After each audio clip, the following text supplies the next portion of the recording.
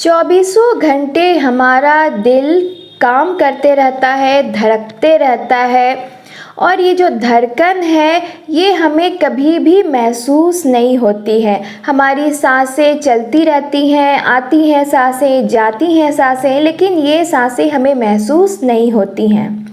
जिस भी पल हमें ये अपनी धड़कन महसूस होने लगे, उसकी अनुभूति हमें होने लगे, तो ये उसी क्षण चिंता का विषय बन जाता है। हमारा जो धड़कन है ये कभी तेज़ चलने लगता है, कभी धीमी गति से चलने लगता है, तो इसे ही हम पल्स भी कहते हैं। और जितनी बार हमारा दिल धड़कता है उतनी बार ही पल्स भी हमारा महसूस होता है। तो दोनों एक ही तरह का चीज़ है। इन सारी बातों को आगे हम वीडियो में डिस्कस करने जा रहे हैं कि आखिर क्या कारण होते हैं कि हमारा जो दिल है कभी कभी तेज़ गति से चलने लगता है, जिसे हम मेडिकल लैंग्वेज में ट्रैकीकार्डिया कहते हैं, और कभी कभी यही जो गति है ये धीमी पड़ जाती है, जिसे मेडिकल लैंग्वेज में हम लोग ब्रेडिकार्डिया कहते हैं। तो ये जो गति है तेज होने की और धीमी होने की, इनके क्या कारण हैं और इन कारणों से हमें क्या क्या लक्षण महसूस हो सकते हैं।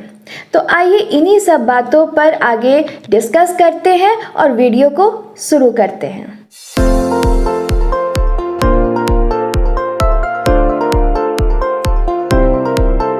Myself Dr. Monica Gupta and I am third generation homeopath of my family, working as medical officer under Bihar government, and also I am practicing homeopathy for more than 17 years.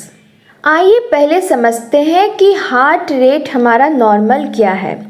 72 पर मिनट जो है ये हमारा normal heart rate है। और pulse क्या है? इसी ब्लड का जो फ्लो है उसका स्पीड है वो पल्स हमें बताता है, मतलब किस स्पीड से वो ब्लड फ्लो कर रहा है। अगर स्पीड से फ्लो करेगा तो जल्दी पल्स हमें महसूस होगा। अगर स्लो स्पीड में अगर फ्लो हो रहा है तो हमें पल्स धीमी महसूस होगी। पिछले वीडियो में मैंने रेडियल आर्टरी के द्वारा पल्स को कैलकुलेट करने के बारे में बताया था, जो आप अपने घर पे अपने खुद से भी कैलकुलेट कर सकते हैं। उस वीडियो को ज़रूर देखिए, तो आपको पल्स काउंट करना खुद से भी आ जाएगा। और जहाँ तक पल्स का सवाल है, तो जो नॉर्मल पल्स है वो 60 से 100 के बीच नॉर्मल माना जाता है। लेकिन ये कभी कभी थोड़ा अगर कम भी हो गया तो कोई दिक्कत वाली बात नहीं होती है, बशर्ते कि आपको कॉज उसकी मालूम होनी चाहिए कि किस कारण से ये घट गया है, किस कारण से बढ़ गया है। वो मैं आगे डिस्कस करूँगी आप लोगों के साथ में। और बच्चों में जैसे नवजात शिशु जो होते हैं, न्यूबॉर्न जो होते हैं, उनका जो पल्स होता है वो बहुत ज़्यादा होता है, वो कभी कभी 150 से एबव भी होता है। और जैसे जैसे उम्र बढ़ती जाती है वैसे वैसे आपका पल्स नीचे की तरफ घटते जाता है। तो जैसे अगर 5 साल का बच्चा है तो उसका 120 भी रह सकता है। तो इस तरीके से जैसे जैसे आप बढ़ते जाएंगे एज के हिसाब से, तो आपका जो पल्स है वो 60 से 100 के बीच में नॉर्मलाइज हो जाएगा। अब देखिए, जब आप अपने पल्स को कैलकुलेट कर रहे हैं, काउंट कर रहे हैं, महसूस कर रहे हैं, जब आपको लगे कि मेरा पल्स बहुत तेज़ी के साथ चल रहा है, तो इसे हम ट्रैकीकार्डिया कहते हैं। जब यही जो पल्स की चाल है वो धीमी पड़ जाए, यानी स्लो हो जाए, 60 से कम हो जाए, तो इसे हम ब्रेडिकार्डिया कहते हैं। 100 से अगर एबव हो जाए तो उसे हम ट्रैकीकार्डिया कहते हैं। कभी कभी ये रिदम में नहीं रहता है, इरेगुलर रिदम आपको मिलेगा, जिसमें कभी कभी कोई बीट मिसिंग मिलेगी। इसको आप कैसे समझ सकते हैं? जो हार्ट चलता है वो एक रिदम में चलता है, मतलब कि दुनिया में हर चीज़ का एक अपना रिदम होता है, तो हार्ट का भी एक रिदम है, जिसे आप खुद भी समझ सकते हैं, महसूस कर रहे होंगे। अगर आप अपने धड़कन पर हाथ रखेंगे तो आपको लगेगा कि धक धक धक एक रिदम के हिसाब से वो बीट चल रही है। लेकिन जब पल्स आप देखेंगे, अपना रेडियल नर्व जो ये आपका अंगूठे की तरफ जो नर्व गया है, उस पर जब अपना फिंगर आप रखेंगे, जब इसको आप फील करेंगे तो वहाँ पे आपको अपना पल्स महसूस होगा। जिसे मैंने पिछले वीडियो में भी डिस्कस किया है। तो इस पर 2 फिंगर रखने पर और थोड़ा सा प्रेशर देने पर आपको यहाँ पर अपना पल्स महसूस होगा। अगर ये पल्स बहुत तेज़ चल रही है तो आप समझेंगे, यानी अगर 100 से ज़्यादा आपको मिल रहा है तो उसे ट्रैकीकार्डिया कहेंगे। जब अगर ये पल्स 60 से कम मिल रहा है तो इसे आप ब्रैडीकार्डिया कहेंगे। और अगर जैसे फॉर एग्ज़ाम्पल 2 बीट आपको मिला, जैसे कि धक धक, और 1 बीट मिस हो गया, फिर जैसे कि बिप बिप बिप बिप, तो 1 बीट यहाँ पर बीच में मिस हुआ।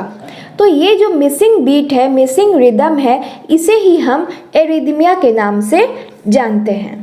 तो आइए पहले समझते हैं कि लो पल्स रेट यानी ब्रैडीकार्डिया होने के क्या क्या कारण हो सकते हैं।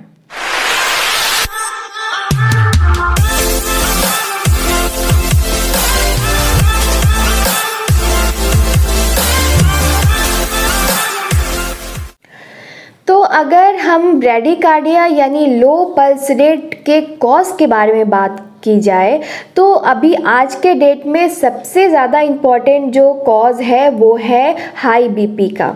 तो हाई बीपी में होता क्या है, जो भी लोग हाई बीपी से सफ़र कर रहे हैं उनका जो हार्ट का सेल्स है वो थिक हो जाते हैं, और जिसकी वजह से जो इलेक्ट्रिकल कंडक्शन होता है हार्ट के अंदर उसको करने में ज़्यादा समय लगता है। उसके बाद और दूसरा जो कारण है वो उन लोगों में देखा गया है जो एथलेटिक्स हैं, यानी कि जो खेलकूद में ज़्यादा भाग लेते हैं या वो हैवी थोड़ा सा ज़्यादा एक्सरसाइज करते हैं, तो उन लोगों में पल्स रेट स्लो देखा गया है।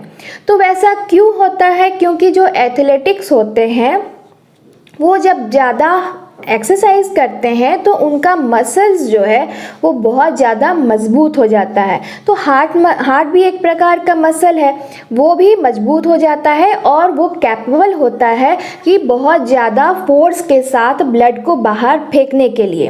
तो जब हार्ट खुद ही कैपेबल है कि वो ज़्यादा ब्लड को फोर्स कर रहा है, बाहर भेज रहा है, तो उसका बॉडी का जो नीड है ऑक्सीजन का, क्योंकि ब्लड क्या करता है, ऑक्सीजन का सप्लाई करता है सेल्स को, तो उसका तो पूर्ति हो ही रहा है, तो ज़्यादा पंप करने की उसको आवश्यकता नहीं पड़ती है। तो इसीलिए उसका काम चल जाता है थोड़े ही पंप करने से।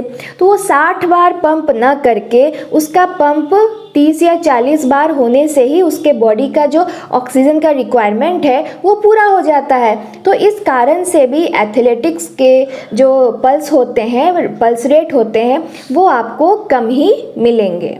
तीसरा जो कंडीशन है वो है आपको थायराइडिज्म यानी हाइपोथायराइडिज्म के कंडीशन में भी आपको पल्स रेट वैसे लोगों में कम मिलेगा। देन जहाँ पे इलेक्ट्रोलाइट का डिसबैलेंस होता है, तो जिसमें पोटेशियम जिस पेशेंट का आपको इंक्रीज रहेगा वैसे पेशेंट में भी आपको पल्स रेट कम मिलेगा। और वेगल स्टिमुलेशन का जहाँ डिस्टरबेंस है, वेगल स्टिमुलेशन क्या है, वेगस नर्व जो है जो सप्लाई करता है आपको हार्ट को, हार्ट मसल्स को, आपके इंटेस्टाइन के मसल्स को, तो वो जब उसके स्टिमुलेशन में अगर कोई दिक्कत आ रहा है तो भी आपके पल्स में गड़बड़ी मिलेगी और ज़्यादातर कंडीशन में ये पल्स आपको स्लो मिलेगा। और कारणों की अगर बात को देखें तो अगर हार्ट में स्टेंट लगा है तो भी आपका पल्स रेट स्लो हो सकता है। दूसरी बात कि अगर पेशेंट एंटी डिप्रेसेंट यूज़ कर रहा हो, कोई बीटा ब्लॉकर्स जैसी दवाएं यूज़ कर रहा हो, या जो ग्लोकोमा या कैटरेक्ट के लिए जो आई ड्रॉप्स आती हैं उसके भी साइड इफ़ेक्ट के तौर पर लो पल्स रेट को देखा गया है। उसके बाद पेशेंट जो साइनस नोड का जो प्रॉब्लम्स होते हैं पेशेंट को, अगर साइनस नोड से जो इम्पल्स आ रही हैं अगर उसके कंडक्शन में कोई प्रॉब्लम है तो भी पल्स रेट आपका कम महसूस हो सकता है। या कोई भी हार्ट डिजीज़ है तो हार्ट डिजीज़ के कंडीशन में भी पेशेंट का लो पल्स रेट देखा गया है। अब आइए समझते हैं कि अगर आपका पल्स रेट बढ़ा हुआ मिलता है जिसे हम ट्रैकीकार्डिया कहते हैं, तो उसके क्या क्या कारण हो सकते हैं? तो दो तरह के कारण हो सकते हैं। एक तो फिजियोलॉजिकल कारण हो सकता है और दूसरा पैथोलॉजिकल कारण हो सकता है। तो दोनों ही कारणों को हम समझेंगे कि क्या क्या कारण होते हैं जिससे आपका पल्स रेट इंक्रीज हो जाता है।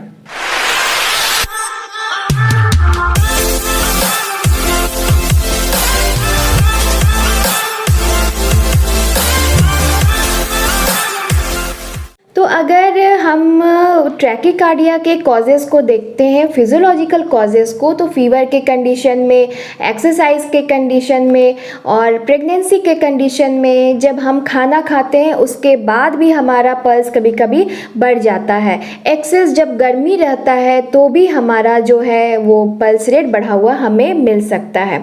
जो लोग ज़्यादा टोबैको का यूज़ करते हैं उनका भी पल्स रेट एक्सेस मिलता है। जो लोग ज़्यादा अल्कोहल का यूज़ करते हैं उनका भी पल्स रेट हमेशा बढ़ा हुआ आपको मिलेगा। उसके बाद क्या है कि अगर आप किसी कंडीशन में फियरफुल हो जाते हैं, डर जाते हैं, घबरा जाते हैं, कोई ऐसा न्यूज़ सुन लेते हैं जिससे आपको घबराहट हो गया हो, तो वैसे कंडीशन में भी आपका पल्स रेट बढ़ा हुआ मिलेगा। क्योंकि वैसे कंडीशन में क्या है कि हार्मोनल चेंजेस आपके बॉडी में होने लगते हैं और ये जो एड्रिनल ग्लैंड होते हैं उसका सेक्रेशन बहुत ज़्यादा बढ़ जाता है। जो adrenal gland fear and flight का जो हार्मोन है वो रिलीज़ बहुत ज़्यादा करने लगता है, जिसके कारण क्या है कि आपका जो पल्स है वो आपको बढ़ जाता है। उसके बाद अगर एक्सीडेंट हुआ है, किसी का ट्रॉमा हुआ है या बीपी हमेशा पहले से भी लो रहता है, तो वैसे कंडीशन में पल्स रेट उसका ज़्यादा मिलेगा। हार्मोनल चेंजेस मैंने आपको जैसा बताया कि हार्मोनल चेंजेस होते हैं, तो किसी लेडीज़ का जैसे कि जो मेनोपॉजल कंडीशन होता है उस टाइम पर भी हार्मोनल चेंजेस होते हैं, प्रेगनेंसी के टाइम में हार्मोनल चेंजेस होते हैं। देन जो यूथ होते हैं, टीनेजर्स होते हैं, उस टाइम में भी हार्मोनल चेंजेस होते रहते हैं। तो इन सारे पीरियड में क्या है कि आपका पल्स रेट आपको ज़्यादा नज़र आ सकता है। तो अगर हम पैथोलॉजिकल कारणों को देखें तो पल्मोनरी एम्बोलिज्म वो कारण हो सकता है जिसके कंडीशन में आपको पल्स रेट ज़्यादा बढ़ा हुआ मिलेगा। देन सुप्रावेंट्रिकुलर अगर ट्रैकीकार्डिया है, यानी कि वेंट्रिकल के ऊपर जो नोड्स होते हैं, जो ऐसे नोड है वहाँ से कंडक्शन अगर गड़बड़ आ रहा है तो वैसे कंडीशन में भी आपका जो पल्स है वो ज़्यादा बढ़ा हुआ मिलेगा। एनीमिया के कंडीशन में बढ़ा हुआ मिलेगा क्योंकि ऑक्सीजन का सप्लाई नहीं हो रहा है, क्योंकि ब्लड की कमी हो गई है। ब्लड क्या करता है, ऑक्सीजन को कैरी करता है। जब बॉडी में ऑक्सीजन का सप्लाई कम हो गया है तो डिमांड बढ़ गया, तो वैसे कंडीशन में हार्ट को ज़्यादा पंप करना पड़ेगा। देन एक कंडीशन हो सकता है हाइपरथायरॉयडिज्म का, तो वैसे कंडीशन में जिनको हाइपरथायरॉयडिज्म का डिजीज़ है तो उनको भी पल्स क्या है कि बढ़ा हुआ रहेगा। देन हाइपोक्सिया के कंडीशन में, यानी कि ऑक्सीजन बहुत ज़्यादा उसको नीड है, उसकी सांसें मतलब सांस का प्रॉब्लम है, सांसें फूलती हैं, तो इस तरह का कंडीशन अगर सफ़र कर रहा है पेशेंट तो वैसे कंडीशन में भी पल्स रेट उसका ज़्यादा बढ़ा हुआ रहेगा क्योंकि ऑक्सीजन की कमी हो रही है बॉडी में। कोरोनरी हार्ट डिजीज़ेज़ है। कोरोनरी आर्टरी क्या होता है, जो हार्ट के मसल्स को सप्लाई देती हैं, ब्लड सप्लाई देती हैं, अगर उसमें कोई डिफेक्ट हो गया है तो वैसे कंडीशन में भी पल्स आपका बढ़ा हुआ मिलेगा। देन रिस्पायरेटरी सिस्टम में कुछ गड़बड़ी है, फॉर एग्जांपल पेशेंट अस्थमा से सफ़र कर रहा है, COPD से सफ़र कर रहा है, तो वैसे कंडीशन में भी पल्स रेट बढ़ा हुआ मिलेगा। जैसा मैंने आपको बताया कि ऑक्सीजन की कमी जहाँ भी होगी बॉडी में तो हार्ट को ज़्यादा पंप करना पड़ेगा। Then vagus dysfunction, vagus nerve जो होता है वो आपके हार्ट को सप्लाई करता है, देन आपके इंटेस्टाइन को सप्लाई करता है, तो अगर उसका कोई डिसफंक्शन हो गया है तो ऐसे कंडीशन में भी आपका पल्स रेट बढ़ा हुआ आपको मिलेगा। अगर आपको स्लीपलेसनेस है, स्लीप एपनिया है, यानी नींद प्रॉपर नहीं आ रही है, नींद में आप घबरा के उठ जाते हैं, सांस आपकी रुक जाती है, तो वैसे सारी कंडीशन में क्योंकि प्रॉपर वे में नींद में आपको ऑक्सीजन सप्लाई नहीं मिल रहा है तो वैसे कंडीशन में भी आपको पल्स रेट बढ़ा हुआ मिलेगा। देन ऐसे प्रॉब्लम्स जिसे कॉग्निटिव प्रॉब्लम्स कहते हैं। कॉग्निटिव प्रॉब्लम्स वैसे प्रॉब्लम्स होते हैं जिसके अंदर आ सकते हैं आपके डिप्रेशंस, फियर, एंजाइटी, सिजोफ्रेनिया। तो ये सब इस तरह के डिजीज़ आ सकते हैं। तो इन सारे तरह के डिजीज़ से जो पेशेंट सफ़र कर रहे हैं, वैसे पेशेंट्स के भी पल्स रेट आपको बढ़े हुए मिलेंगे। तो इस तरीके से हमने इस वीडियो में ब्रेडिकार्डिया और ट्रैकीकार्डिया के कॉजेज़ को समझा कि क्या क्या कारण हो सकते हैं पल्स रेट के आपके लो होने के और ज़्यादा होने के। लेकिन अब अगर आपका पल्स रेट बढ़ गया है तो क्या क्या आपको महसूस होगा, और अगर घट गया है तो क्या क्या महसूस होगा, मतलब क्या क्या लक्षण आपको देखने को मिलेंगे। तो ये वीडियो थोड़ा लंबा हो गया है, इसीलिए इन सारी बातों को मैं नेक्स्ट वीडियो में आप लोगों के साथ डिस्कस करूँगी, क्योंकि ये सारी बातें भी थोड़ी लंबी चलेंगी। तो नेक्स्ट वीडियो में आप से मैं डिस्कस करने जा रही हूँ सिम्टम्स क्या रहेंगे ट्रैकीकार्डिया और ब्रेडिकार्डिया के। आशा करती हूँ कि ये वीडियो आप लोगों को समझने में हेल्पफुल रहेगा और आप आसानी से समझ पा रहे होंगे कि आपके पल्स रेट का डिजीज़ से कितना गहरा संबंध होता है। तो आशा करती हूँ कि ट्रैकीकार्डिया और ब्रेडिकार्डिया के कॉज को समझने में ये वीडियो आपकी मदद की होगी। तो मिलती हूँ नेक्स्ट वीडियो में ऐसे इन्फॉर्मेटिव बातों को लेके। तब तक के लिए take care of yourself and be happy and smiling and healthy always. Thank you for watching.